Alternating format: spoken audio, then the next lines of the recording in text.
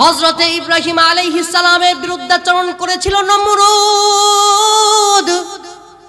নমরুদের মৃত্যু কিন্তু খুবই ভয়ঙ্কর হয়েছে। মূসা আলাইহিস সালামের বিরুদ্ধাচরণ করেছিল কারুন কিন্তু আজ পর্যন্ত মূসা আলাইহিস সালামের অভিশাপে দুনিয়ার জমিনে ডাবতেছে, ঠিক না বেঠিক? ফেরাউন মূসার বিরুদ্ধাচরণ করার পর ফেরাউনের মৃত্যু খুবই ভয়ঙ্কর হয়েছে, ঠিক না বেঠিক? আবু জাহেল, উতবা, শাইবা রাসূলুল্লাহ সাল্লাল্লাহু আলাইহি ওয়াসাল্লামের বিরুদ্ধাচরণ করার কারণে তাদের মৃত্যু কিন্তু খুবই ভয়ঙ্কর হয়েছে, ঠিক না বেঠিক?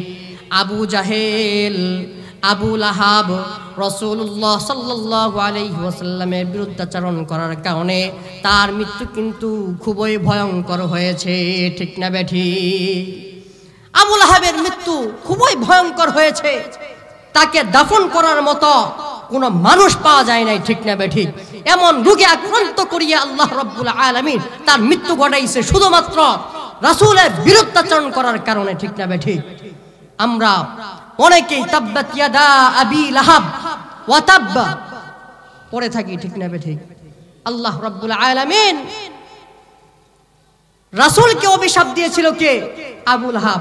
স্বয়ং আল্লাহ রাব্বুল আলামিন তাকে অভিশাপ দিয়ে দিয়েছেন, তাব্বাত ইয়াদা আবি লাহাব, আবু লাহাবের দুই হাত ধ্বংস হোক, ওয়া তাব্বা, সে নিজেও ধ্বংস হয়ে যাক। ধ্বংস হয়েছে কি হয় নাই? ধ্বংস হয়েছে কি হয় নাই? রাওয়ায়াতে পাওয়া যায়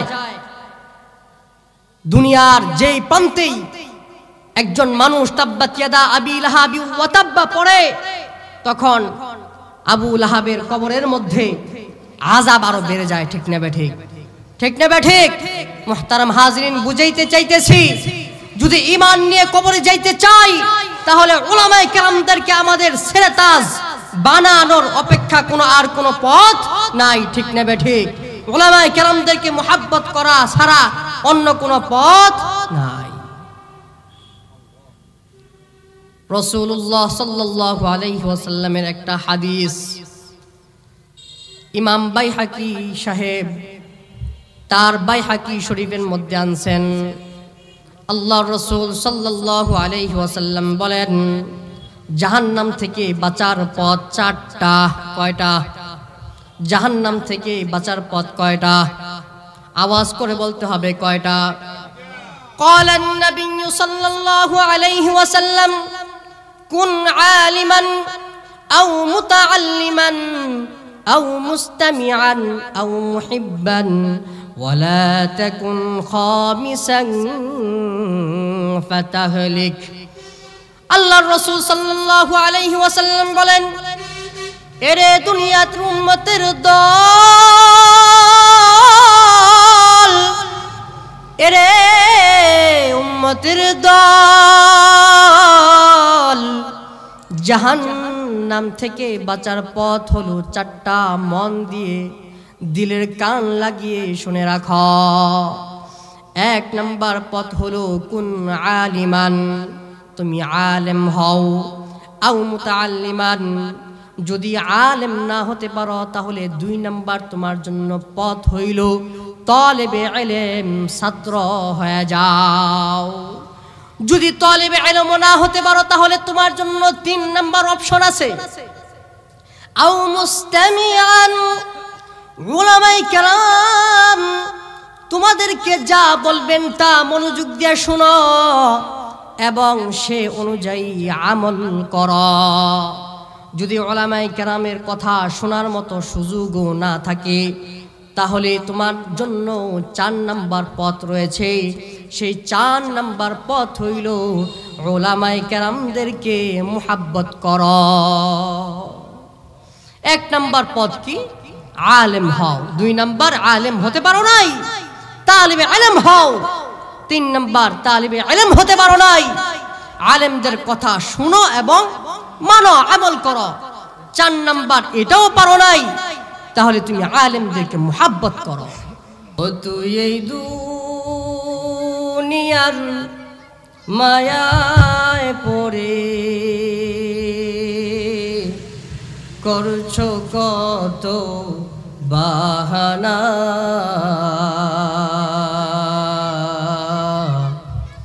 এই যে নয় তোরা আসল বাড়ি, কবর যে তোরা আসল ঠিকানা।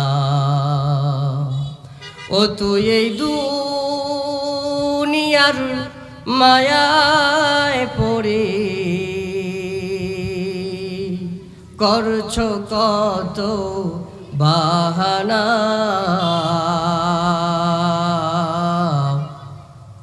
এই যে নয় তোরা আসল বাড়ি, কবর যে তোরা আসল ঠিকানা। এই যে নয় তোরা আসল বাড়ি, কবর যে তোরা আসল ঠিকানা।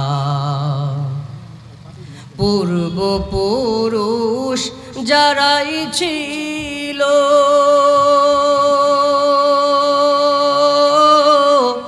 একে একে সব হারালো, ভাই বেরাদার যারাই ছিল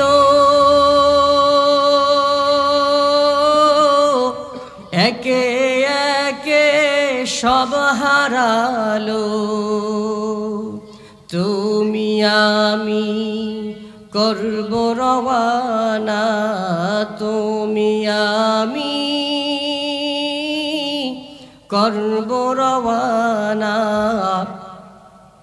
দিতে হবে রওয়ানা। এই যে নয় তোরা আসল বাড়ি, কবর যে তোরা আসল ঠিকানা। এই যে নয় তোরা আসল বাড়ি, কবর যে তোরা আসল ঠিকানা। আর কত কাল দিবি ফাঁকি,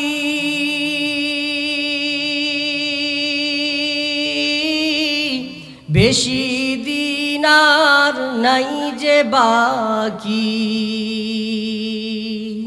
আর কত কাল দিবি ফাঁকি, বেশি দিন আর নাই যে বাকি। কবর তোমায় লইবে ডাকি, আজরাইল তো লইবে ডাকি, শুনবে না তো কারমানা।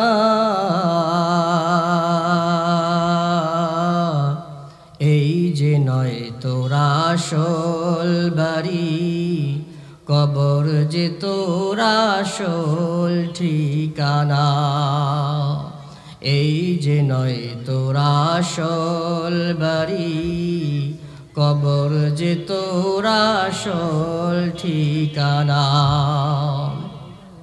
ও তুই এই দুনিয়ার মায়ায় পড়ে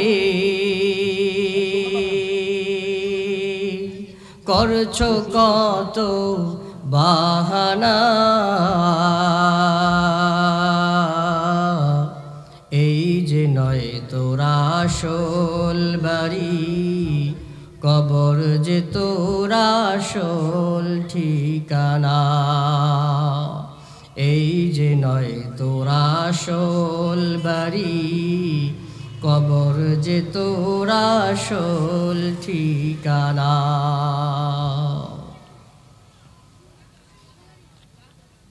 উত্তর রামের কান্দা সমাজ কল্যাণ যুব সংগঠন ও প্রবাসী উদ্যোগে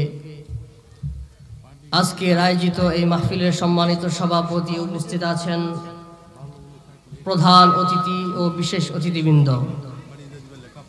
মঞ্চে উপবিষ্ট আছেন দিগর উলামায়ে কেরাম, সামনে উপবিষ্ট আছেন সম্মানিত বাবা ও স্নেহের ছোট ভাইরা, পর্দার অন্তরালের মা ও বোনেরা, বিশেষ করে আগামী দিনের জাতির মুকুট, জাতির রাহবার, জাতির দিকপাল আমার প্রিয় বন্ধুগণ, সকলকে জানাই আমার পক্ষ থেকে আন্তরিক শুভেচ্ছা অভিনন্দন। আসসালামু আলাইকুম ওয়া রাহমাতুল্লাহি ওয়া বারাকাতুহু। সর্বপ্রথম মহান রব্বুল ইজ্জত ওয়াল জালালের দরবারে লাখ কোটি কৃতজ্ঞতা জ্ঞাপন করছি, যেই মহান রব্বুল ইজ্জত ওয়াল জালাল আমাকে আপনাকে 10 মায়ের 10 সন্তানকে মাগরিবের নামাজ আদায় করার পর এত সুন্দর জান্নাতের টুকরা পরিবেশে জাতির এই ক্রান্তি লগ্নে, যেই সময়ে গোটা পৃথিবীতে মানব অধিকার বলতে কিছু নেই, যেই সময়ে গোটা পৃথিবীতে মুসলিমরা নির্যাতিত, যেই সময়ে ভুটানে মুসলিমরা নির্যাতিত, যেই সময়ে চীনের উইঘুরে মুসলিমরা নির্যাতিত, যেই সময়ে আরাকানের মুসলিমরা নির্যাতিত, যেই সময়ে জেরুজালেমের মুসলিমরা নির্যাতিত, একে একে অসংখ্য হাজারো হাজারো মুসলিম ভাই বোনেরা শহীদ হচ্ছে একের পর এক, যেই সময়ে বাংলাদেশের মধ্যে ৫৬,০০০ বর্গ মাইল আমার আপনার প্রিয় মাতৃভূমি বাংলাদেশকে নিয়ে গভীর থেকে গভীরতম ষড়যন্ত্র চলছে, ঠিক না বেঠিক? এমন এক নাজুক মুহূর্তে, এমন এক কঠিন পরিস্থিতিতে মহান রব্বুল ইজ্জত ওয়াল জালাল আমাকে আপনাকে ভালোবেসে মোহাব্বত করে জান্নাতের টুকরা পরিবেশে আসা বসা এবং ইসলাহের নিয়তে কিছু কথা শোনা ও বলার তৌফিক দান করেছেন। এজন্য দিল খুলে শুকরিয়া জ্ঞাপন করি, পড়ি আলহামদুলিল্লাহ। এত সুন্দর জান্নাতের টুকরা পরিবেশে আসতে পেরে আপনারা খুশি না বেজার? খুশি হলে শুকরিয়া জ্ঞাপন করতে হয় কার? আওয়াজ করে বলেন না আল্লাহু আকবার। আমাদের হায়াতের মালিক কে? আমাদের মৌতের মালিক কে? আমাদের রিজিকের মালিক কে? সব কিছুর মালিক কে? বাংলাদেশের মালিক কে? পৃথিবীর মালিক কে? অতএব পৃথিবীতে আইন চলবে কার? আওয়াজ করে বলতে হবে কার? বাংলাদেশে সংখ্যালঘু মুসলিম না হিন্দু, এই জন্য বাংলাদেশে আইন চলবে কার? আওয়াজ করে বলতে হবে কার? আল্লাহর মুসলিমদের আইন চলবে। আপনারা সবাই রাজি আছেন তো ইনশাআল্লাহ? আল্লাহ তাআলা আমাদেরকে সহ সবাইকে কবুল করুক, সকলে বলেন আমিন। মুহতারাম হাজিরিন, আমি আপনাদের খেদমতে সূরাতুল হুজুরাতের 4 নম্বর আয়াতে কারিমা তেলাওয়াত করেছি। যে আয়াতে কারিমা নাজিল হওয়ার প্রেক্ষাপট হইল বনি তামিম গোত্রের কিছু লোক নতুন নতুন মুসলমান হয়েছে। নতুন নতুন কি হয়েছে? মুসলিম হয়েছে। এখন মুসলিম হওয়ার পর চিন্তা ভাবনা করলো, আমাদের মধ্যে থেকে যদি একজনকে আমির বানিয়ে দেওয়া হয়, তাহলে ওই আমিরের কথা শুনে আমরা আমল করতাম, তার গাইডলাইন মেনে চলতাম, এতে আমরা অনেক উপকৃত হতাম। এই চিন্তা ভাবনাটা ভালো না খারাপ? বলেন না, ভালো না খারাপ?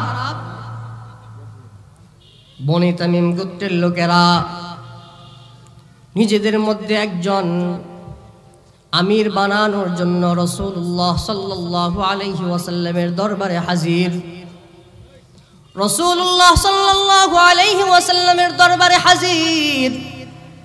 সময়টা এমন ছিল যেই সময়ে গোটা পৃথিবীতে আরব আমিরতে প্রচণ্ড গরম, প্রচণ্ড রোদের তাপ।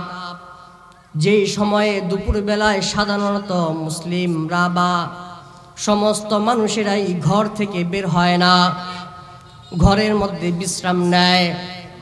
এমন দুপুর বেলায় বনি তামিম গোত্রের লোকেরা রাসূলুল্লাহ সাল্লাল্লাহু আলাইহি ওয়াসাল্লামের দরবারে হাজির হয়ে রাসূলুল্লাহ সাল্লাল্লাহু আলাইহি ওয়াসাল্লাম ঘরে যখন বিশ্রাম নিচ্ছেন, তখন ঘর থেকে, ঘরের বাহির থেকে আওয়াজ করে ডাকতেছেন, ইয়া রাসূলুল্লাহ উখরুজ লানা। আওয়াজ করে ডাকতেছে, ইয়া রাসূল, আমরা বনি তামিম গোত্রের লোক আপনার দরবার হাজির হয়েছি, আপনি আপনার ঘর থেকে আমাদের জন্য বের হন। আওয়াজ করে বলতেছে, যে আওয়াজটা আল্লাহ তাআলার দরবারে পৌঁছার পর আল্লাহ তাআলা তাদের আওয়াজকে পছন্দ করলেন না। একজন কুরআনের ইলমের অধিকারী আলেমকে অথবা নবীকে সাধারণ মানুষ ঘরের বাহির থেকে আওয়াজ করে ডাকবে অথবা সরাসরি আওয়াজ করে চিল্লায়া চিল্লায়া ডাকবে, এটা ওই আলেম অথবা নবীর শানের খেলাফ। নবীর শানে, উলামায়ে কেরামের শানে বেয়াদবি হয়ে যায়। রাসূলুল্লাহ সাল্লাল্লাহু আলাইহি ওয়াসাল্লাম ঘরে বিশ্রাম নিচ্ছেন, ঘরের বাহির থেকে আওয়াজ করে বলতেছে, ইয়া রাসূলুল্লাহ উখরুজ লানা উখরুজ লানা, আমাদের জন্য ঘর থেকে বের হয়ে যান। আল্লাহ রাব্বুল আলামিন এদের আওয়াজকে অপছন্দ করলেন। সাথে সাথে আল্লাহ রাব্বুল আলামিন কোরআনে কারীমের সূরাতুল হুজুরাতের 4 নম্বর 5 নম্বর আয়াতে কারীমা নাজিল করে দিলেন। আল্লাহ রাব্বুল আলামিন বলেন, ইন্নাল্লাযীনা ইউনাদুনাকা মিন ওয়ারাইল হুজুরাত আকসারুহুম লা ইয়াকিলুন। মহান রব্বুল ইজ্জত ওয়াল জালাল বলেন, ইয়া রাসূলুল্লাহ আপনি প্রচন্ড রোদের কারণে ঘরের ভিতরে আরাম করতেছেন, বিশ্রাম নিচ্ছেন, এমন সময় ঘরের বাহির থেকে আপনাকে কিছু লোক আওয়াজ করে ডাকতেছেন, এটা আসলে আমি আল্লাহ পছন্দ করলাম না। এরা যারা আপনাকে আওয়াজ করে ডাকতেছে এরা আসলে অবুঝ নির্বুদের দল, এরা আসলে বুঝে না, এরা আসলে নির্বুদের দল। আল্লাহ রাব্বুল আলামিন বলেন, ওয়ালাউ আন্নাহুম সাবারু হাত্তা তাখরুজা ইলাইহিম। আল্লাহ রাব্বুল আলামিন বলেন, ওয়ালাউ আন্নাহুম সাবারু,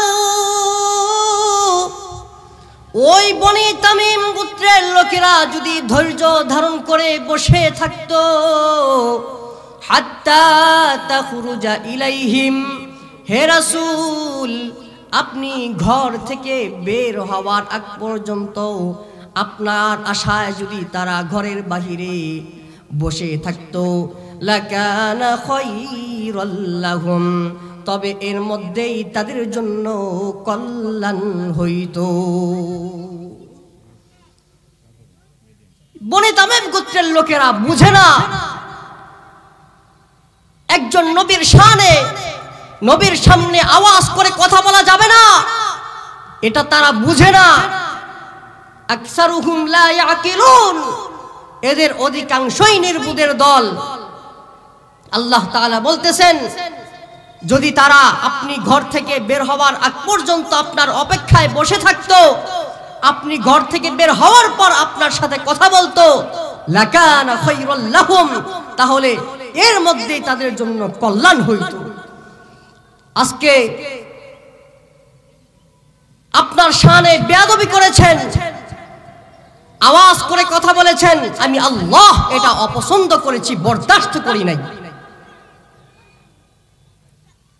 হযরতে আব্দুল্লাহ ইবনে আব্বাস রাদিয়াল্লাহু তাআলা আনহু, যিনি রাসূলুল্লাহ সাল্লাল্লাহু আলাইহি ওয়াসাল্লামের আপন চাচাতো ভাই, যিনি রাইসুল মুফাসসিরিন, সমস্ত মুফাসসিরদের মূল, সমস্ত মুফাসসিরদের বাবা, এই রাইসুল মুফাসসিরিন হযরত আব্দুল্লাহ ইবনে আব্বাস রাদিয়াল্লাহু তাআলা আনহু এই দুইটা আয়াতে কারীমার তাফসীরে বলেন যে আল্লাহ রাব্বুল আলামিন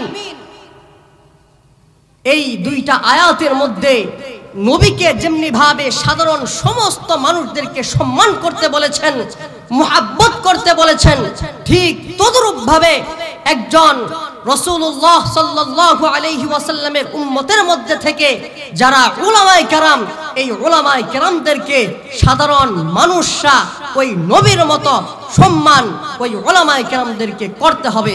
আওয়াজ করে বলেন আল্লাহু আকবার। এই আয়াতে কারিমার মধ্যে আল্লাহ রাব্বুল আলামিন রাসূলকে সাধারণ সমস্ত মানুষদেরকে যেমনি ভাবে সম্মান করতে বলছেন, আব্দুল্লাহ ইবনে আব্বাস রাদিয়াল্লাহু তাআলা আনহু বলেন ঠিক তদ্রূপ ভাবে এই জাতির উলামায়ে কেরামকে রাসূলের মতো সম্মান করতে হবে। আল্লাহু আকবার। মুহতারাম হাজিরিন, রাসূলুল্লাহ সাল্লাল্লাহু আলাইহি ওয়াসাল্লামকে আমরা সামনে পাইলে কেমন মুহাব্বত করতাম, কেমন তাজিম করতাম, একটা বার চিন্তা করে দেখেছেন কি? আব্দুল্লাহ ইবনে আব্বাস রাদিয়াল্লাহু তাআলা আনহু, যিনি রাইসুল মুফাসসিরিন, তিনি বলেন রাসূলকে যেমনি ভাবে তাজিম করতে হবে, সম্মান করতে হবে, জাতির উলামায়ে কেরামকে ঠিক হুবহু সম্মান করতে হবে। আজকে আমরা কোথায় আছি মুহতারাম হাজিরিন? কোথায় আমরা আছি? উলামায়ে কেরামদেরকে কোন মর্যাদায় আমরা রাখি, কোন অবস্থানে আমরা রাখি? হযরত আব্দুল্লাহ ইবনে আব্বাস রাদিয়াল্লাহু তাআলা আনহু এর কথা মতো যদি জাতির উলামায়ে কেরামদেরকে সম্মান করি তাহলে ফায়দা কি? আর যদি অসম্মান করি, মুহাব্বত না করি, তাহলে এর মধ্যে ক্ষতি কি? এটা আমাদের জানার দরকার আছে না নাই? আছে না নাই? প্রথমে আমরা জানবো যে আব্দুল্লাহ ইবনে আব্বাস রাদিয়াল্লাহু তাআলা আনহু কেন একজন নবীর মতো উলামায়ে কেরামদেরকে সম্মান করতে বলেছেন। ধরেন আমাদের এই রামেরকান্দা এলাকার মধ্যে একজন মা গর্ভবতী হয়েছেন। গর্ভবতী হওয়ার পর তার স্বামী মারা গেল। 9 মাস 10 মাস অতিবাহিত হওয়ার পর বাচ্চা ভূমিষ্ঠ হইল। এই বাচ্চাকে যদি তার আপন চাচা লালন পালন করে, লেখাপড়া করিয়ে, তার কোলে পিঠে চড়িয়ে মানুষের মতো মানুষ বড় করে তুলে, আর এরপর আমাদের এলাকার সভাপতি সাহেব যদি বলে যে হে ভাতিজা, তোমার বাবাকে দেখো নাই, তোমার বাবা তুমি যখন গর্ভে ছিলা তখনই চলে গেছে, এখন তোমার আপন চাচা তোমার বাবার মতো করে তোমাকে মুহাব্বত করে লেখাপড়া করিয়ে বড় করেছেন, অতএব তুমি তোমার চাচাকে বাবার মতো মুহাব্বত করিও, বাবার মতো সম্মান করিও। তাহলে এই কথাটা যৌক্তিক না অযৌক্তিক? যৌক্তিক না অযৌক্তিক? ও মুসলমান ভাইরা আমার, মহান রব্বুল আলামিন পৃথিবী সৃষ্টি করার পর থেকে হযরত আদম আলাইহিস সালাম থেকে আমাদের রাসূলুল্লাহ সাল্লাল্লাহু আলাইহি ওয়াসাল্লাম পর্যন্ত 1 লক্ষ মতান্তরে 2,24,000 পয়গম্বর দুনিয়াতে পাঠিয়েছিলেন, ঠিক কিনা? সমস্ত নবী আম্বিয়া আলাইহিস সালাম দুনিয়াতে আসছেন। এর মধ্যে প্রধান কারণ হইল, 1 নম্বর কারণ হইল সমস্ত নবী আম্বিয়া আলাইহিস সালাম প্রথমত সমস্ত তার যুগের মানুষদের নিকট আল্লাহ তাআলার তাওহীদের কথা প্রচার করেছেন, আল্লাহ তাআলার প্রতি ঈমান আনার কথা বলেছেন। এরপরে প্রত্যেকটা উম্মতকে ধরে ধরে ধরে ধরে জাহান্নামের পথ থেকে বাঁচিয়ে জান্নাতের পথে কিভাবে ধাপিত করা যায় এই কাজে ব্যস্ত হয়েছেন, ঠিক কিনা? আমাদের নবী মুহাম্মদ সাল্লাল্লাহু আলাইহি ওয়াসাল্লাম আজ থেকে 1450 বছর পূর্বে ইন্তেকাল করেছেন, ঠিক না বেঠিক? ঠিক না বেঠিক? 1450 বছর পূর্বে পর্যন্ত দুনিয়াতে যত মানুষ এসেছেন তাদেরকে যুগে যুগে নবী আম্বিয়া আলাইহিস সালাম দুনিয়াতে আসার পর বুঝাইছেন, ধরে ধরে জাহান্নামের পথ থেকে বাঁচিয়ে বাঁচিয়ে জান্নাতের পথের দিকে ধাবিত করেছেন। আমি আপনাদেরকে প্রশ্ন করতে চাই, 1450 বছর পূর্বে পর্যন্ত যত মানুষ আসছেন দুনিয়াতে, এদেরই কি জান্নাতে যাওয়ার প্রয়োজন? আমাদের কি জান্নাতে যাওয়ার প্রয়োজন না? আমরা কি জাহান্নামে যাইতে চাই না জান্নাতে যাইতে চাই? তাহলে আমাদের মধ্যে তো নবী নাই, আমাদের মধ্যে তো নবী নাই, আমাদেরকে দাওয়াত দিবেন কে? আমাদেরকে ধরে ধরে জাহান্নামের পথ থেকে বাঁচিয়ে বাঁচিয়ে জান্নাতের পথের দিকে ধাবিত করবেন কে? স্বয়ং রাসূলুল্লাহ সাল্লাল্লাহু আলাইহি ওয়াসাল্লাম, আল্লাহ তাআলা কোরআনে কারীমে বলেছেন, ইন্নাকা মাইয়িতুন ওয়া ইন্নাহুম মাইয়িতুন। হে রাসূল, আপনি মৃত্যুবরণ করবেন। দুনিয়ার মধ্যে যারা ছিল কাফের মুশরিকরা, তারা মৃত্যুবরণ করেছেন, যারা আসবেন সমস্ত মানুষই মৃত্যুবরণ করবেন। ঠিক না বেঠি?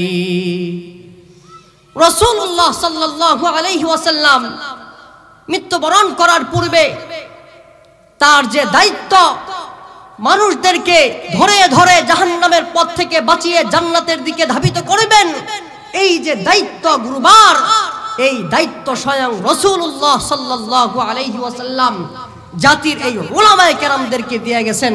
বলেন সুবহানাল্লাহ।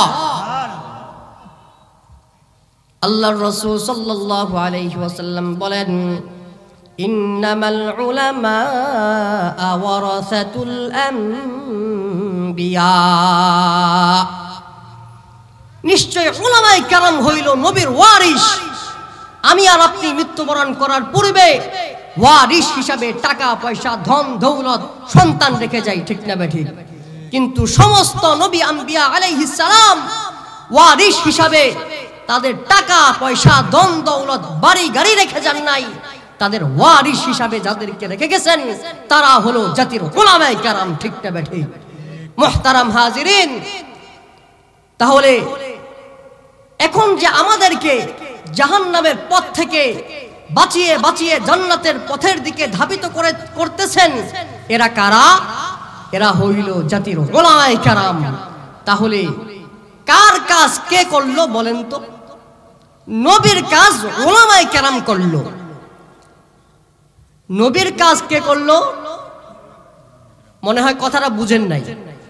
আমাদেরকে জাহান্নামের পথ থেকে বাঁচানোর দায়িত্ব কার ছিল? রাসূলুল্লাহ সাল্লাল্লাহু আলাইহি ওয়াসাল্লাম।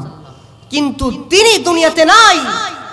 এখন এর দায়িত্ব পালন করতেছে কে? উলামায়ে কেরাম। বলেন, কথা বলেন না কেন? কে করতেছে? উলামায়ে কেরাম। এই দায়িত্ব স্বয়ং কে দিয়েছেন? রাসূলুল্লাহ সাল্লাল্লাহু আলাইহি ওয়াসাল্লাম। কথাগুলো দিলের কান লাগায় শুনবেন, অন্তরে বদ্ধমূল করে রাখার চেষ্টা করবেন ইনশাআল্লাহ। কেন বদ্ধমূল করে রাখার চেষ্টা করবেন? এও সামনে আসতেছে ইনশাআল্লাহ। তাহলে এখন যদি আমি আপনাদেরকে বলতে চাই, যেমনি ভাবে একজন চাচাকে করা যেমনি ভাবে যুক্তিসম্মত, ঠিক তদ্রূপ ভাবে উলামায়ে কেরাম রাসূলুল্লাহ সাল্লাল্লাহু আলাইহি ওয়াসাল্লামের দায়িত্ব পালন করতেছে, সেহেতু উলামায়ে কেরামদেরকে নবীর মতো সম্মান করা উচিত। ঠিক না বেঠিক? যেহেতু একজন চাচাকে বাবার মতো সম্মান করা যুক্তিসম্মত, ঠিক সেহেতু উলামায়ে কেরাম যেহেতু নবীর কাজ করতেছে, সেহেতু উলামায়ে কেরামদেরকে নবীর মতো সম্মান করা এটাও যুক্তিসম্মত। ঠিক না বেঠিক? ঠিক না বেঠিক? মুহতারাম হাজিরিন, তাহলে উলামায়ে কেরামকে সম্মান করবেন না ইনশাআল্লাহ?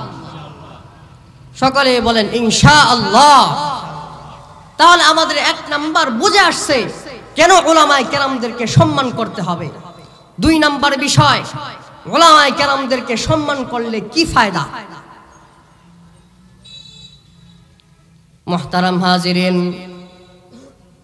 আপনারা অনেকেই জানেন প্রসিদ্ধ ঘটনা, হযরত মূসা আলাইহিস সালাম যখন দুনিয়াতে আগমন করেছেন, মূসা আলাইহিস সালাম যখন দুনিয়াতে আগমন করেছেন, সময়টা ছিল খুবই ভয়াবহ, খুবই ভয়ঙ্কর সময় ছিল। ফেরাউন স্বপ্নে দেখেছে তার সময়ে এমন একটা বাচ্চা জন্মগ্রহণ করবে, যেই বাচ্চাটা বড় হয়ে তার ক্ষমতার মসনদ ভেঙে তুসনাস করে দেবে। স্বপ্নে দেখছে যে একজন বাচ্চা জন্মগ্রহণ করার পর তার ক্ষমতার মসনদ কি করবেন? ভেঙে দিবেন। সে যেহেতু নিজেকে খোদা দাবি করে, এই খোদা দাবি করনেওয়ালা মানুষকে পর্যন্ত দুনিয়া থেকে উৎখাত করে দিবেন। একজন বাচ্চা দুনিয়াতে কি করছেন? আসতেছেন। এই স্বপ্ন যখন দেখছে তখন তার সৈন্যবাহিনী সমস্ত তার চেলাবেলাদেরকে ডাক দিছে। চেলাবেলাদেরকে ডাক দেওয়ার পর বলতেছে, এমন এমন একটা স্বপ্নে দেখলাম, এটার ব্যাখ্যা কি? একজন পণ্ডিত, অনেক লম্বা কাহিনী, শর্টকাটে বলতেছি। একজন পণ্ডিত বলতেছে, আপনি স্বপ্নে যেটা দেখছেন স্বপ্নে এটাই বাস্তব হবে। একজন বাচ্চা দুনিয়াতে জন্মগ্রহণ করবেন, যিনি বড় হয়ে নবুয়ত পাওয়ার পর আপনার ক্ষমতার মস্তক ভেঙে তুসতাস করে দিবেন। বলেন আল্লাহু আকবার। স্বপ্নে যেটা দেখছেন এটাই বাস্তব হবে। এখন তো পেরেশান, হায় হায়, আমি নিজেকে খোদা দাবি করি, পুরো পৃথিবীর বাদশা আমি, আমার উপরে কথা বলনে ওয়ালা কেউ নাই। একজন বাচ্চা জন্মগ্রহণ করবে অচিরেই, সে কিনা আমার ক্ষমতার মস্তক ভেঙে তুসতাস করে দেবে। পেরেশান, কি করা যায়? এর থেকে কিভাবে রেহাই পাওয়া যায়? ফেরাউন চিন্তা ভাবনা করার পর সমস্ত সৈন্যদলকে আদেশ করলেন, আজ থেকে পৃথিবীর মধ্যে, পৃথিবীর আনাচ কানাচে যেখানেই একজন সন্তান জন্মগ্রহণ করবে, সন্তানটা যদি হয় ছেলে, তাহলে সাথে সাথেই তাকে কতল করে ফেলবা। আওয়াজ করে বলেন নাউযু বিল্লাহ। এক এক করে হাজার হাজার ছেলেকে হত্যা করছে, নাউযু বিল্লাহ। এমনকি ওই সময়টা এমন ভয়ঙ্কর ছিল যে গর্ভের মধ্যে যদি বুঝতে পারছে একজন মায়ের গর্ভে যে বাচ্চাটা দুনিয়াতে আসবে, এই বাচ্চাটা ছেলে বাচ্চা, এরা যদি বুঝতে পারছে সাথে সাথে গর্ভের ভিতরেই হত্যা করে ফেলছেন, নাউযু বিল্লাহ। কেমন পাষাণ ছিল, কেমন পৈশাচিক ছিল ফেরাউন এবং তার সৈন্যবাহিনী। হাজার হাজার, শত শত হাজার হাজার ছেলেদেরকে হত্যা করছে, নাউযু বিল্লাহ। কিন্তু মুহতারাম হাজিরিন, আল্লাহ রাব্বুল আলামিন যদি কাউকে বাঁচাইতে চায়, দুনিয়ার সমস্ত মানুষ একদিকে, আল্লাহ একদিকে, ঠিক না ঠিক? দুনিয়ার সমস্ত মানুষ মিলে যদি একজন মানুষকে হত্যা করতে চায়, আর আল্লাহ রাব্বুল আলামিন যদি চিন্তা করে, যদি ইচ্ছা করে যে এই মানুষকে আমি বাঁচাবো, তাহলে এই মানুষ মৃত্যুবরণ করবে না বেঁচে থাকবে? আওয়াজ করে বলতে হবে, বেঁচে থাকবে না মৃত্যুবরণ করবে? মুহতারাম হাজিরিন, ওয়া মাকারু ওয়া মাকারাল্লাহ ওয়াল্লাহু খায়রুল মাকিরিন। শ্রেষ্ঠ কৌশলী কে? আওয়াজ করে বলতে হবে, শ্রেষ্ঠ কৌশলী কে? মুহতারাম হাজিরিন, এমন কঠিন সময়ে, এমন ভয়ঙ্কর সময়ে মহান রব্বুল আলামিন ফেরাউনের স্বপ্ন বাস্তব রূপ ধারণ করার জন্য হযরতে মূসা আলাইহিস সালামকে দুনিয়াতে প্রেরণ করলেন। বলেন সুবহানাল্লাহ। শ্রেষ্ঠ কৌশলী হলো আল্লাহ। আল্লাহ তাআলা ইচ্ছা করলেন যে ফেরাউন, তুই আমার বান্দাকে মারতে চাস, আমার বান্দাকে তোর ঘরের মধ্যেই লালন পালন করিয়ে বড় করব। বলেন না সুবহানাল্লাহ।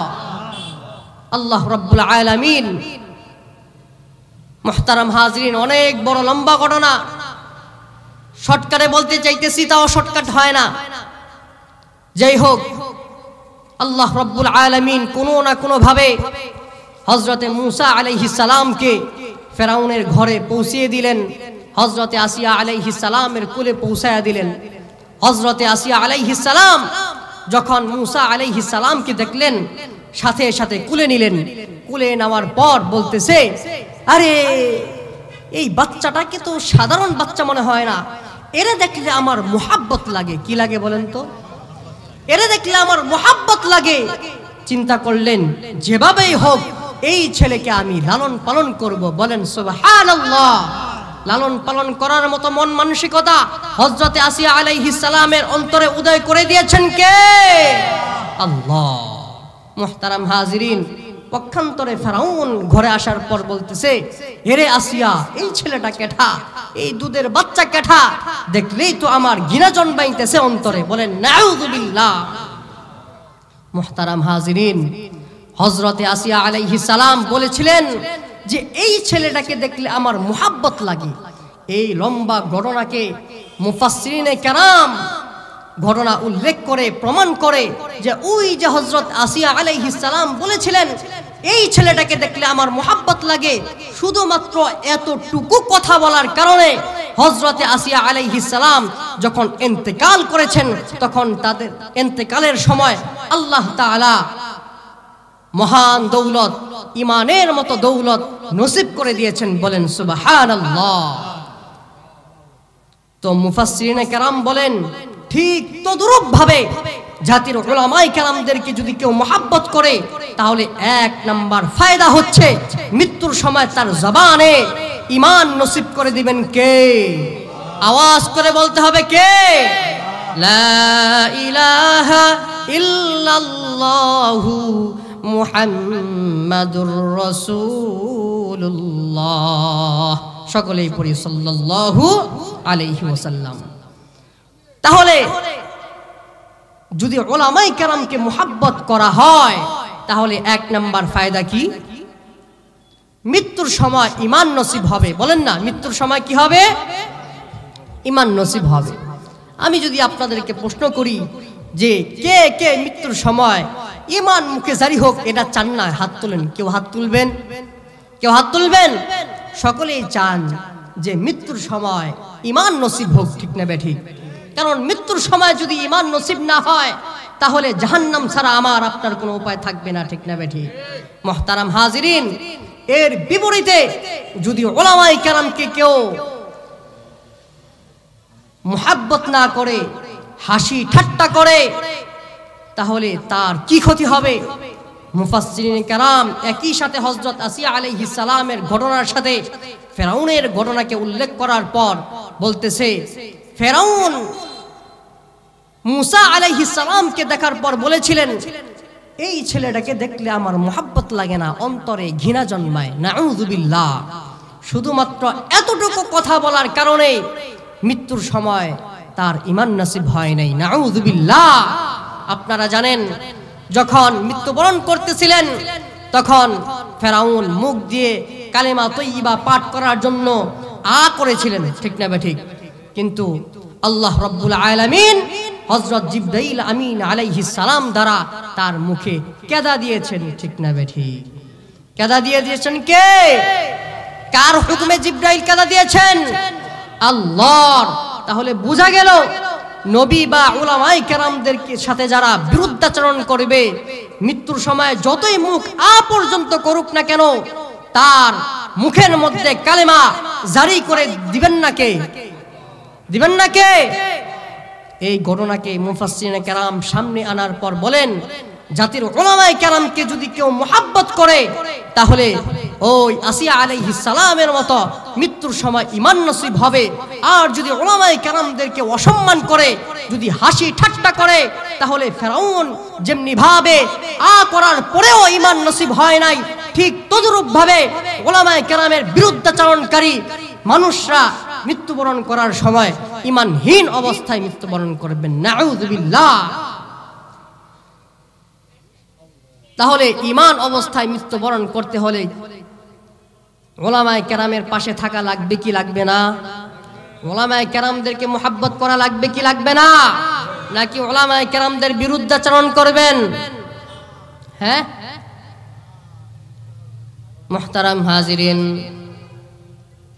উলামায়ে কেরামদের বিরোধিতা করে আজ পর্যন্ত দুনিয়াতে কোনো তাগুত বাতিলপন্থী টিকতে পারে নাই, ঠিক না বেঠিক? হযরতে ইব্রাহিম আলাইহিস সালামের বিরুদ্ধাচরণ করেছিল নমরুদ।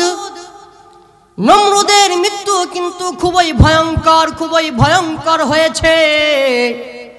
মূসা আলাইহিস সালামের বিরুদ্ধাচরণ করেছিল কারুন কিন্তু আজ পর্যন্ত মূসা আলাইহিস সালামের অভিশাপে দুনিয়ার জমিনে ডাবতেছে, ঠিক না বেঠিক? ফেরাউন মূসার বিরুদ্ধাচরণ করার পর ফেরাউনের মৃত্যু খুবই ভয়ঙ্কর হয়েছে, ঠিক না বেঠিক? আবু জাহেল, উতবা, শাইবা রাসূলুল্লাহ সাল্লাল্লাহু আলাইহি ওয়াসাল্লামের বিরুদ্ধাচরণ করার কারণে তাদের মৃত্যু কিন্তু খুবই ভয়ঙ্কর হয়েছে, ঠিক না বেঠিক? আবু জাহেল, আবু লাহাব রাসূলুল্লাহ সাল্লাল্লাহু আলাইহি ওয়াসাল্লামের বিরুদ্ধাচরণ করার কারণে তার মৃত্যু কিন্তু খুবই ভয়ঙ্কর হয়েছে, ঠিক না বেঠিক? আবু লাহাবের মৃত্যু খুবই ভয়ঙ্কর হয়েছে। তাকে দাফন করার মতো কোনো মানুষ পাওয়া যায় নাই, ঠিক না বেঠিক? এমন রোগে আক্রান্ত করিয়া আল্লাহ রাব্বুল আলামিন তার মৃত্যু ঘটাইছে শুধুমাত্র রাসূলের বিরুদ্ধাচরণ করার কারণে, ঠিক না বেঠিক? আমরা অনেকেই তাব্বাত ইয়াদা আবি লাহাব ওয়া তাব্বা পড়ে থাকি, ঠিক না বেঠিক? আল্লাহ রাব্বুল আলামিন রাসূলকে অভিশাপ দিয়েছিল কে? আবু লাহাব। স্বয়ং আল্লাহ রাব্বুল আলামিন তাকে অভিশাপ দিয়ে দিয়েছেন, তাব্বাত ইয়াদা আবি লাহাব, আবু লাহাবের দুই হাত ধ্বংস হোক, ওয়া তাব্বা, সে নিজেও ধ্বংস হয়ে যাক। ধ্বংস হয়েছে কি হয় নাই? ধ্বংস হয়েছে কি হয় নাই? রাওয়ায়াতে পাওয়া যায় দুনিয়ার যেই প্রান্তেই একজন মানুষ তাব্বাত ইয়াদা আবি লাহাব ওয়া তাব্বা পড়ে, তখন আবু লাহাবের কবরের মধ্যে আযাব আরো বেড়ে যায়, ঠিক না বেঠিক? ঠিক না বেঠিক? মুহতারাম হাজরিন, বুঝাইতে চাইতেছি, যদি ঈমান নিয়ে কবরে যাইতে চাই তাহলে উলামায়ে কেরামদেরকে আমাদের সেরেতাজ বানানোর অপেক্ষা কোনো পথ নাই, ঠিক না বেঠিক? উলামায়ে কেরামদেরকে মুহাব্বত করা ছাড়া অন্য কোনো পথ নাই। রাসূলুল্লাহ সাল্লাল্লাহু আলাইহি ওয়াসাল্লামের একটা হাদিস ইমাম বাইহাকি সাহেব তার বাইহাকি শরীফের মধ্যে আনছেন। আল্লাহর রাসূল সাল্লাল্লাহু আলাইহি ওয়াসাল্লাম বলেন, জাহান্নাম থেকে বাঁচার পথ চারটা। কয়টা? জাহান্নাম থেকে বাঁচার পথ কয়টা? আওয়াজ করে বলতে হবে, কয়টা? قال النبي صلى الله عليه وسلم كن عالما أو متعلما أو مستمعا أو محبا ولا تكن خامسا فتهلك। আল্লাহর রাসূল সাল্লাল্লাহু আলাইহি ওয়াসাল্লাম বলেন, এরে দুনিয়ার উম্মতের দল, এরে উম্মতের দল, জাহান্নাম থেকে বাঁচার পথ হলো চারটা। মন দিয়ে দিলের কান লাগিয়ে শুনে রাখো। এক নাম্বার পথ হলো কুন আলিমান, তুমি আলেম হও। আও মুতাআল্লিমান, যদি আলেম না হতে পারো তাহলে দুই নাম্বার তোমার জন্য পথ হইল তালেবে ইলম, ছাত্র হয়ে যাও। যদি তালেবে ইলম না হতে পারো তাহলে তোমার জন্য তিন নাম্বার অপশন আছে, আও মুস্তামিআন। উলামায়ে কেরাম তোমাদেরকে যা বলবেন তা মনোযোগ দিয়ে শোনো এবং সে অনুযায়ী আমল করো। যদি উলামায়ে কেরামের কথা শোনার মতো সুযোগও না থাকে তাহলে তোমার জন্য ৪ নাম্বার পথ রয়েছে। সেই ৪ নাম্বার পথ হইল উলামায়ে কেরামদেরকে মুহাব্বত করো। ১ নাম্বার পথ কি? আলেম হও। ২ নাম্বার আলেম হতে পারো নাই, তালিবে ইলম হও। ৩ নাম্বার তালিবে ইলম হতে পারো নাই, আলেমদের কথা শুনো এবং মানো, আমল করো। ৪ নাম্বার এটাও পারো নাই, তাহলে তুমি আলেমদেরকে মুহাব্বত করো। উলামায়ে কেরাম হওয়া তো চারটিখানি ব্যাপার না, অনেক কষ্ট করে উলামায়ে কেরাম হতে হয়, ঠিক না ঠিক? সমস্ত মানুষ তো ইচ্ছা করলেই পারে না, আল্লাহ রাব্বুল আলামিন যাকে তৌফিক দেন সেই হয়, ঠিক না ঠিক?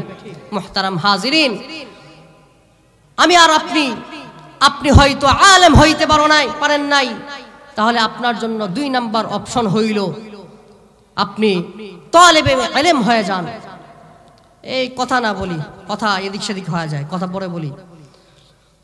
তালেবে ইলম হয়ে যাও। তালেবে ইলম হওয়া আমার আপনার জন্য সহজ না কঠিন? সহজ না কঠিন? পড়ালেখার কোনো বয়স আছে? পড়ালেখার কোনো বয়স আছে? মৃত্যুর আগ পর্যন্ত পড়ালেখা করতে হবে, ঠিক না ঠিক? আমার চোখের দেখা অনেক ইঞ্জিনিয়ার সাহেব চিন্তা করছেন হাফেজ হইব, হিম্মত করছে, হাফেজ বানিয়ে দিয়েছেন কে? আল্লাহ। তাহলে শেষ বয়সে যাইয়া 60 বছর বয়স, এরপরে যায় নাহবি মিরে ভর্তি হয়, আল্লাহু আকবার, আলেম হওয়ার জন্য। মুহতারাম হাজিরিন, তালেবে ইলম হওয়া সহজ না কঠিন? তালেবে ইলমও যদি আপনি না হতে পারেন, তাহলে 3 নাম্বার অপশন, উলামায়ে কেরামের কথা শুনেন এবং মানেন। উলামায়ে কেরামের কথা শোনার মতো অবস্থা আমাদের বাংলাদেশে আছে না নাই? আওয়াজ করে বলতে হবে, আছে না নাই? আমাদের পুরো পৃথিবীর মধ্যে যেই দেশে সবচেয়ে বেশি ওয়াজ নসিহত হয়, উলামায়ে কেরাম ওয়াজ নসিহত করে থাকেন, সেই দেশ হইল আমাদের বাংলাদেশ। বলেন আলহামদুলিল্লাহ। এরপরেও যদি আপনি কথা না শুনতে পারেন, তাহলে আপনার জন্য 4 নাম্বার পথ আছে। প্রশ্ন করতে পারেন যে উলামায়ে কেরামের কথা শুনতে পারবো না কিভাবে? আবার ভাই, এটাও হতে পারে। বাংলাদেশের অবস্থা এমন, জোর যার মূল্য তার, জোর যার। অসংখ্য অগণিত হক্কানি রব্বানি উলামায়ে কেরাম এখনো নিরাপরাধে কোথায় বন্দী? বলেন কোথায়? আপনাদের মুখ দিয়ে বলেন, জেলখানায় বন্দী, ঠিক না ঠিক? আমরা মনে করেছিলাম 5 আগস্টে এক স্বৈরাচার তার মামুর বাড়ি দিল্লিতে যায় পালাইছে, বাংলাদেশ মন হয় এখন আমাদের হয়ে গেছে। কিন্তু মুহতারাম হাজিরিন, না, এখনো আমাদের হস্তগত হয় নাই, এখনো বিচার সুষ্ঠু হয় না, বিচার আদালত এখনো ঠিক হয় নাই, ঠিক না ঠিক? মুহতারাম হাজিরিন, এখনো কোনো অপরাধ ছাড়া শত শত উলামায়ে কেরাম জেলখানায় বন্দী, ঠিক না ঠিক? আজকে জামিন দিবে, কালকে জামিন দিবে, এভাবে ঘুরপাক খাচ্ছে। মুহতারাম হাজিরিন, এইগুলা নিয়ে হয়তো আপনারা চিন্তা ভাবনা করেন না। আমরা যারা চিন্তা ভাবনা করি তারা দেখতে পাই প্রতিদিনের এই খেলতামাশা। প্রতিদিন জজ আদালতে উলামায়ে কেরামদেরকে উঠাইতেছেন নামাইতেছেন, খেলতামাশায় মত্ত হয়ে আছেন এক শ্রেণীর মানুষ, ঠিক না ঠিক? মুহতারাম হাজিরিন, আপনি একজন মানুষের মন মতো হন নাই, ইচ্ছা করলো আপনাকে জেলখানায় দেয়া দিল, আপনার 10 বছর কারাদণ্ড হয়ে গেল। এখন আপনি উলামায়ে কেরামের কথা শুনবেন কেমনে? বলেন। উলামায়ে কেরামের কথা শোনার মতো সুযোগ আপনার নাই। বন্ধ করে দিয়েছেন কে? নিমক হারাম, জালেম, অত্যাচারী মানুষ, ঠিক না ঠিক? মুহতারাম হাজিরিন, তাহলে আপনার জন্য 4 নাম্বার পথ আছে। বলেন না আলহামদুলিল্লাহ। কেমন নবী আমরা পাইছি ভাই! জাহান্নামের পথ থেকে বাঁচার জন্য অপশনের আর অভাব নাই, ঠিক না ঠিক? মুহতারাম হাজিরিন, 4 নাম্বার পথ ওই মানুষের জন্য আছে যে জেলখানায় বসে বসে উলামায়ে কেরামদেরকে মুহাব্বত করবেন। আল্লাহু আকবার, মুহাব্বত করবেন। এর বিনিময় মৃত্যুর সময় কালিমা নসিব হবে এবং জান্নাতি হবে। সুবহানাল্লাহ, বলেন না সুবহানাল্লাহ। নবী করিম সাল্লাল্লাহু আলাইহি ওয়াসাল্লামের স্পষ্ট হাদিস, স্পষ্ট মেসেজ, স্পষ্ট বার্তা। উলামায়ে কেরাম, আল্লাহ রাব্বুল আলামিন যখন উলামায়ে কেরামকে জান্নাতে দান করবেন, জান্নাতে হেঁটে হেঁটে পা করে, 1 পা 2 পা করে জান্নাতের দিকে যখন অগ্রসর হবেন, জাহান্নামের দিকে যখন তাকাইবেন, জাহান্নামের দিকে তাকায় দেখবেন কিছু মানুষ জাহান্নামের মধ্যে হাবুডুবু খাইতেছে। ওই জাহান্নামের মধ্যে থেকে একজন জাহান্নামী আওয়াজ করে ওই আলেমকে বলতে থাকবেন, এরে আলেম আমার দিকে তাকাও, দেখো আমারে চিনতে পারোনি। দুনিয়ায় থাকাকালীন তোমাকে আমি এক গ্লাস পানি দিয়া মোহাব্বত করেছিলাম। কয় গ্লাস? আওয়াজ করে বলতে হবে কয় গ্লাস? লাখ টাকার কথা বলেছে, লাখ টাকার কথা বলছে, হ্যাঁ কোটি টাকার কথা বলেছিনি, এক গ্লাস পানির কথা বলেছেন। ওই জাহান্নামী বান্দা বলবেন, এরে উলামায়ে কেরাম এক গ্লাস পানি দিয়া তোমারে মোহাব্বত করেছিলাম, আজকে দেখো আমার প্রতি তোমার একটু মোহাব্বত জন্মায়নি, আমারে দেখো না একটু তোমার সাথে জান্নাতে নামা যায় কিনা। আল্লাহু আকবার। স্পষ্ট রওয়ায়াত। ওই উলামায়ে কেরাম জাহান্নামের হাতটা ধরার পর জাহান্নাম থেকে উঠায়া আল্লাহ রব্বুল আলামিনের কাছে ফরিয়াদ করবেন, রব্বাল আলামিন দুনিয়ায় থাকাকালীন এই মানুষটা আমারে মোহাব্বত করত, আজকে আমার কাছে মোহাব্বত প্রকাশ করতেছে, তার জন্য সুপারিশ করতে বলতেছেন, ইয়া রব্বাল আলামিন যেমনি ভাবে আমার প্রতি রহম করে অনুগ্রহ করে আমাকে জান্নাত দান করেছ, ঠিক তেমনি ভাবে আমাকে যেহেতু মোহাব্বত করেছে তাকে তুমি জান্নাত দান করে দাও। সাথে সাথে আল্লাহ রাব্বুল আলামিন বলবেন, এরে আলেম এর কৃতকর্মের কারণে আমি তাকে জাহান্নাম দিয়েছিলাম, কিন্তু যেহেতু আজকে তুমি নিজে আমার কাছে সুপারিশ করতেছ, এই জন্য শুনে রাখো, শুনে রাখো, যাও যাও যাও এরে তোমার সাথে জান্নাতে নিয়ে যাও। আওয়াজ করে বলেন সুবহানাল্লাহ। মুহতারাম হাজিরিন, তাহলে উলামায়ে কেরামকে মুহাব্বত করলে ফায়দা আছে না নাই? ফায়দা আছে না নাই? মুহতারাম হাজিরিন, উলামায়ে কেরাম তো নবীর উত্তরসূরি, ঠিক কিনা? হযরত উমর ফারুক রাদিয়াল্লাহু তাআলা আনহু এর উত্তরসূরি, ঠিক না বেঠি? রাসূলুল্লাহ সাল্লাল্লাহু আলাইহি ওয়াসাল্লামের স্পষ্ট হাদিস, লাইসা মিন উম্মতি মান লাম ইউজিল্লা কাবীরানা ওয়া ইয়ারহাম সগীরানা ওয়া ইয়ারিফ লিআলিমানা হাক্কাহু। আল্লাহর রাসূল বলেন, ওই বান্দা বান্দি আমার উম্মতের অন্তর্ভুক্ত না, আমার দলের অন্তর্ভুক্ত না, যে কিনা বড়দেরকে সম্মান করে না, ছোটদেরকে স্নেহ করে না, জাতির উলামায়ে কেরামকে সম্মান করে না, উলামায়ে কেরামের হক আদায় করে না, উলামায়ে কেরামকে মুহাব্বত করে না, উলামায়ে কেরামকে সম্মান করে না।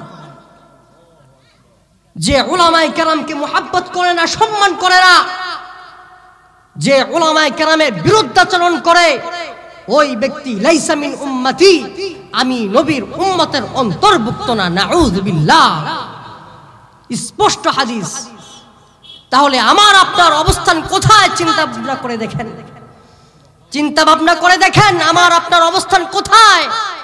আমার আপনার উলামায়ে কেরামের সাথে সম্পর্ক কি? মসজিদের ইমামের সাথে সম্পর্ক কি? মসজিদের মুয়াজ্জিন সাহেবের সাথে সম্পর্ক কি? মাদ্রাসার মুহতামিমের সাথে আমার আপনার সম্পর্ক কি? তাদের সম্পর্কে আমার আপনার অন্তরে কি লালন পালন করি? একটাবার চিন্তা ভাবনা করে দেখেন। আমি যেই কথাগুলো বললাম কুরআন হাদিসের বিরোধী কোনো কথা বলি নাই, কুরআন হাদিসের ভিতর থেকে কথা বলেছি। মিলা দেখেন আমার আপনার অবস্থান কোথায়। মুহতারাম হাজিরিন, আপনারা অনেকেই মনে করেন জাতির উলামায়ে কেরাম কোন একজন নেতার বিরুদ্ধে কথা বলে এই জন্য তার বিরুদ্ধাচরণ করে ফেলেন। মুহতারাম হাজিরিন, আপনি তো একজন মুসলিম, আপনি তো একজন জান্নাতি বান্দা, ঠিক না বেঠিক? আপনি যেহেতু জান্নাতি বান্দা, সেহেতু একজন উলামায়ে কেরামের বিরুদ্ধাচরণ করার পূর্বে, উলামায়ে কেরামের বিরুদ্ধে কথা বলার পূর্বে অন্ততপক্ষে 50 বার ভাববেন, ঠিক না বেঠিক? আপনাদেরকে ঠান্ডা মাথায় আমি দুইটা কথা বলে যাই। উলামায়ে কেরাম ক্ষমতা চায় না, উলামায়ে কেরাম ক্ষমতার মসনদ চায় না। উলামায়ে কেরাম চায় যেহেতু দেশ আল্লাহর, যেহেতু পৃথিবী আল্লাহর, পৃথিবীর জমিন যেহেতু আল্লাহর, সেহেতু জমিনের মধ্যে শাসন চলবে কার? আইন চলবে কার? আইন বাস্তবায়ন করার জন্য উলামায়ে কেরাম মানুষের দ্বারে দ্বারে যায়, নেতাদের কাছে যায়। নেতারা ভুল ভ্রান্তি করলে ভুল ভ্রান্তি ধরিয়ে দেয়, ঠিক না বেঠিক? মুহতারাম হাজিরিন, এই জন্য কোন উলামায়ে কেরাম কোন নেতার একটা ভুল করেছেন, এই ভুল যদি ধরিয়ে দেন, এর বিরুদ্ধাচরণ আপনি করবেন না। আপনি ক্ষমতার জন্য জান্নাতকে বিক্রি করবেন না, ঠিক না বেঠিক? আপনি জাহান্নামী না, আপনি জান্নাতি, ঠিক না বেঠিক? এই জন্য বিরুদ্ধাচরণ করার পূর্বে 50 বার ভাববেন, উলামায়ে কেরামের বিরুদ্ধে যাইতেছি, আমি আমার অবস্থান কি জান্নাত করতেছি না জাহান্নাম বানাইতেছি, ঠিক না বেঠিক? মুহতারাম হাজিরিন, ছোট্ট একটা কথা, জাতির উলামায়ে কেরাম কেন নেতাদের ভুল ধরিয়ে দেন? কেন ধরায় দেন? একজন বাংলাদেশের প্রধানমন্ত্রী হন অথবা আপনি একজন নেতা হন, আপনি চান যে সমস্ত মানুষ যেন আমাকে মহাব্বত করে, এই জন্য আপনার অন্তরে ইসলামের বিধিবিধান থাকে না, ইসলামের বিধিবিধান অন্তর থেকে উঠে যায়, ঠিক না বেঠিক? মুহতারাম হাজিরিন, উলামায়ে কেরাম তখন ভুল ধরায় দেয় যখন দেখতে পায় যে একজন নেতা ভুল করতেছে, একজন নেতা ভুল করতেছে। মুহতারাম হাজিরিন, যদি উলামায়ে কেরাম ভুল ধরায় না দিত, তখন দেশের মধ্যে একের পর এক এমন আইন ব্যবস্থা হইতো যখন কিনা আমি আর আপনি স্বাধীনভাবে চলাফেরা করার মতো সামর্থ্যবান থাকতাম না, ঠিক না বেঠিক? এই জন্য উলামায়ে কেরাম ভুল ধরিয়ে দেয়। উলামায়ে কেরাম যদি আজকে চুপ থাকে, আগামী দিনের বাংলাদেশ যে কি হবে এটা আমি আর আপনি সবাই কল্পনা করতে পারি, ঠিক না বেঠিক? মুহতারাম হাজিরিন, এই জন্য উলামায়ে কেরামের বিরুদ্ধাচরণ করব না ইনশাআল্লাহ। আল্লাহ তাআলা আমাদের সবাইকে হক্কানি রব্বানি আলেমদের সাথে থাকার তৌফিক দান করুক, আমিন। যা কিছু বললাম আমাকে সহ সবাইকে আমল করার তৌফিক দান করুক, আমিন। ওয়া আখিরু দাওয়ানা আনিল হামদুলিল্লাহি রাব্বিল আলামিন।